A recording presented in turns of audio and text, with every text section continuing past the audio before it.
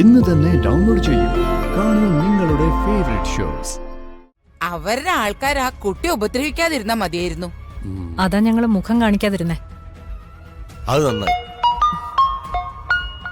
ഞാൻ ഈ കോളൊന്ന് എടുക്കട്ടെ.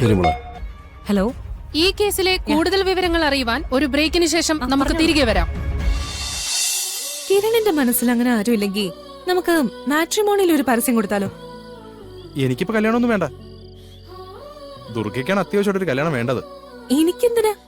അനിയത്തിയുടെ കല്യാണം നടക്കുകയല്ലേ, അപ്പൊ താനിങ്ങനെ വിവാഹം കഴിക്കാതെ നിൽക്കുന്നത് ശരിയല്ല. അതിനൊന്നും ഒരു കുഴപ്പമില്ല. എന്റെ കാര്യം ഞാൻ നേരത്തെ പറഞ്ഞതല്ലേ. എനിക്കൊരു ലക്ഷ്യമേ ഉള്ളൂ. ആ മേനോനെ പിടിച്ച് ജയിലിലിട്ടിട്ട് എന്റെ അമ്മയ്ക്ക് സംഭവിച്ചത് എന്താണെന്ന് കണ്ടുപിടിച്ച് സത്യം എല്ലാരെയും അറിയിക്കണം. പക്ഷേ കിരണിന് അങ്ങനെയല്ലല്ലോ. ഒരു കുടുംബത്തിന്റെ സ്നേഹം കിട്ടാതെയാ കിരൺ വളർന്നത്, ഇത്രയും കാലം ജീവിച്ചതും. ഇനി അതിനൊരു മാറ്റം ഉണ്ടാവണം. താൻ കല്യാണം കഴിച്ച് നല്ലൊരു കുടുംബമായി എല്ലാരോടും ഒത്ത് സ്നേഹത്തോടെ ജീവിക്കണം. അങ്ങനെ ഒരു ചിന്ത എനിക്കില്ല ദുർഗെ. പിന്നെ എന്താ പ്ലാൻ? എന്ത് ചിന്തിച്ചായിരിക്കുന്നത്? ഞാൻ ദുർഗയുടെ പാർട്ണറായി കഴിഞ്ഞോളാം. അതിനപ്പുറം ഒന്നും എന്റെ മനസ്സിലില്ല. എന്താ? അത് പിന്നെ ഇപ്പോഴത്തെ പോലെ ജോലിയിൽ ഇങ്ങനെ ബഡീസായി പാർട്ട്നേഴ്സായി ഇതുപോലെ അങ്ങ് പോട്ടെ എന്നാണ് ഞാൻ ഉദ്ദേശിച്ചത്.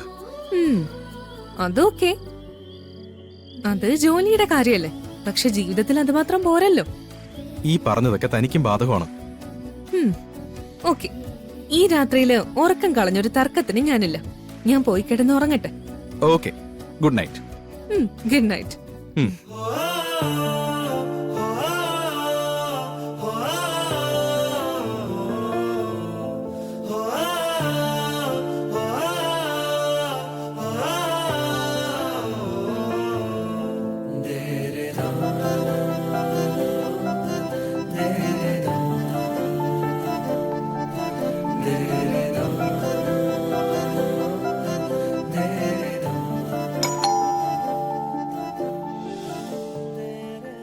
അബി, അബി, ദേ കോളിംഗ് ബെൽ അടിക്കുന്ന ആരാ? ചെന്ന് നോക്കിയേ, ചെന്ന് നോക്ക്. ഒരു കൊറിയറുണ്ട്.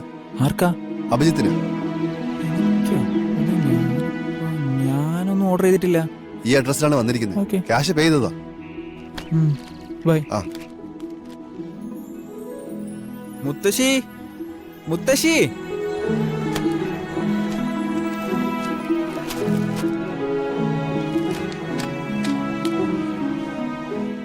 എന്താ ഇത്? മുത്തശ്ശി, എന്താടാ ഇത്?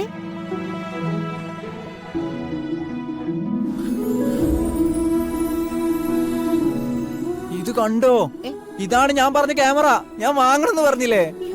ഓ, എനിക്ക് ക്യാമറ കിട്ടി മുത്തശ്ശി. വെറുതെ കാശ് കളയാനായിട്ട് ഓരോന്ന് വാങ്ങും. മുത്തശ്ശി, ഇത് ഞാൻ വാങ്ങിയതല്ല. പിന്നെ ആരാ വാങ്ങിയത്? നോക്കട്ടെ. ദുർഗയായിരിക്കും. ഇത് പൃഥ്വിചേട്ടനാ. വൃത്തിയോ?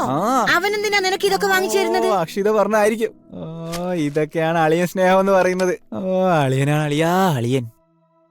എവിടെ അക്ഷയ്? എവിടെ അക്ഷി? അക്ഷി,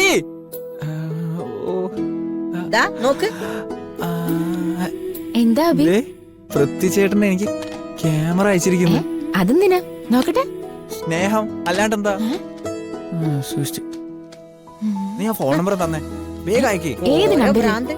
പൃഥ്വിയുടെ നമ്പർ വേഗം അയക്കി. ഓ, തരാം. അയക്കി. നോക്കി സൂക്ഷിച്ചു. അയച്ചിട്ടുണ്ട്. ഇത് വിടി, ഞാൻ ഒന്ന് വിളിച്ചു നോക്കട്ടെ.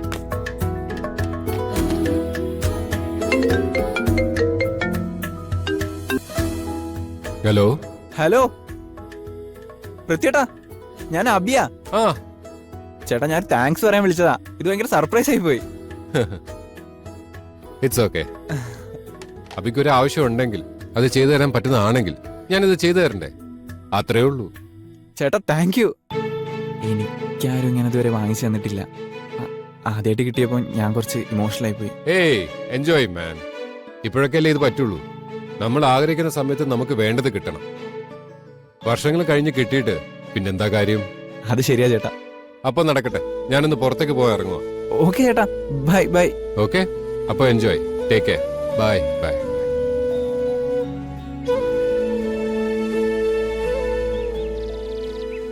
അതെ. ഇല്ല, ഇവിടെ വേറെ പ്രശ്നങ്ങളൊന്നുമില്ല. ആ, ഞങ്ങൾ എല്ലാരും ഉണ്ട് ഇവിടെ. തുടങ്ങല്ലേ? ഓക്കെ. പ്രിയ പ്രേക്ഷകരെ, കേരളം ഞെട്ടാൻ പോന്ന വാർത്തയാണ് ഇന്ദ്ര TV ബ്രേക്കിംഗിലൂടെ ഞങ്ങൾ പുറം ലോകത്തെ അറിയിക്കുന്നത്. മനുഷ്യ മനസാക്ഷിയെ ഞെട്ടിക്കുന്ന വെളിപ്പെടുത്തലുമായി ഒരു പെൺകുട്ടി ഞങ്ങളെ സമീപിച്ചിരിക്കുന്നു. ഈ വാർത്ത ഞങ്ങളിലൂടെ ലോകത്തെ അറിയിക്കണമെന്നാണ് അവർ ആഗ്രഹിക്കുന്നത്. പറഞ്ഞോളൂ. ചതിക്കപ്പെട്ടു എന്ന് മനസ്സിലായതുകൊണ്ടും ഇനി മുന്നോട്ട് ജീവിക്കാൻ ഒരു മാർഗവും ഇല്ലാത്തത് കൊണ്ടുമാണ് ഞാൻ ഇങ്ങനെ ഇവിടെ വന്ന് സംസാരിക്കുന്നത്. സിനിമയിൽ അഭിനയിക്കാൻ അവസരങ്ങൾ തേടി നടക്കുമ്പോഴാ ഞാൻ ഗൗതം ദേവിനെ പരിചയപ്പെടുന്നത്. സാർ എനിക്ക് അവസരങ്ങൾ തരാന്ന് പറഞ്ഞു. തടസ്സപ്പെടുത്തുന്നതിൽ ക്ഷമിക്കണം. നിങ്ങൾ പറയുന്നത് സൂപ്പർ സ്റ്റാർ ഗൗതം ദേവിന്റെ കാര്യം തന്നെയല്ലേ? അതെ. തുടർന്നോളൂ. സാർ എനിക്ക് അവസരം തരാന്ന് പറഞ്ഞു പലതവണ എന്നെ ഹോട്ടലിലേക്ക് വിളിപ്പിച്ചു. പിന്നെ അതൊരു പ്രണയബന്ധം പോലെ വളർന്നു. ഒടുവിൽ ഞാൻ പ്രഗ്നന്റ് ആയപ്പോ സാർ എന്നെ സംരക്ഷിച്ചു കൊള്ളാന്ന് വാക്ക് തന്നു. അങ്ങനെ ഞാൻ ആ കുഞ്ഞിനെ പ്രസവിച്ചു. പക്ഷെ ഇപ്പോ സാർ എന്നെ കൈവിട്ട അവസ്ഥയാണ്. ഇനി എന്റെ മുന്നിൽ മരണമല്ലാതെ മറ്റൊരു വഴിയില്ല. പക്ഷെ എന്റെ കുഞ്ഞിന്റെ മുഖം ഓർക്കുമ്പോ എനിക്കതിന് ശക്തി വരുന്നില്ല. എനിക്ക് ജീവിച്ചേ പറ്റൂ. അതാണ് നീതി തേടി ഞാൻ ജനങ്ങളിലേക്ക് വന്നത്. എല്ലാരും അറിയാതെ ഞാനിത് പോലീസ് കേസാക്കിയ, ഒരുപക്ഷെ പണവും സ്വാധീനവും ഉപയോഗിച്ച് എന്നെ ഇല്ലാതാക്കിയ ഞാൻ എന്ത് ചെയ്യും? ഈ ചോദ്യം വളരെ പ്രസക്തമാണ്. 40 വർഷത്തിലധികമായി മലയാളികളുടെ മനസ്സിൽ സ്ഥാനമുറപ്പിച്ച മലയാള സിനിമയുടെ അഭിവാജ്യ ഘടകമായ സൂപ്പർ താരത്തിനെതിരെ ഇങ്ങനൊരു ആരോപണം ഉന്നയിക്കാൻ തെളിവുകൾ കയ്യിലുണ്ടോ? ഉണ്ട്. മോളെ, ഇതൊക്കെ സത്യമാണോ? ഞാനിത് എഡിറ്ററിനോട് ചോദിച്ചിട്ടുണ്ടായിരുന്നു. റിപ്പോർട്ടറും എഡിറ്ററും തെളിവുകൾ കണ്ടുവെന്നും വാർത്ത സത്യമാണെന്ന് ഉറപ്പിച്ചിട്ടുണ്ട്. ആ പെൺകൊച്ചിന് നീതി കിട്ടാൻ വേറെ ഒരു വഴിയില്ല. അതുകൊണ്ടാ ലൈവ് ഇട്ടോളാൻ പറഞ്ഞത്. എന്നാലും ഗൗതം ദേവ് ഇത്തരക്കാരനാണെന്ന് വിശ്വസിക്കാൻ പറ്റുന്നില്ല. പുറമെ കാണുന്നത് പോലെയല്ലല്ലോ പലരും.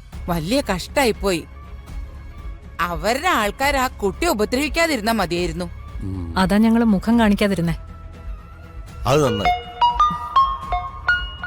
ഞാൻ ഈ കോളൊന്ന് എടുക്കട്ടെ. ഹലോ. ഈ കേസിലെ കൂടുതൽ വിവരങ്ങൾ അറിയുവാൻ ഒരു ബ്രേക്കിന് ശേഷം നമുക്ക് തിരികെ വരാം.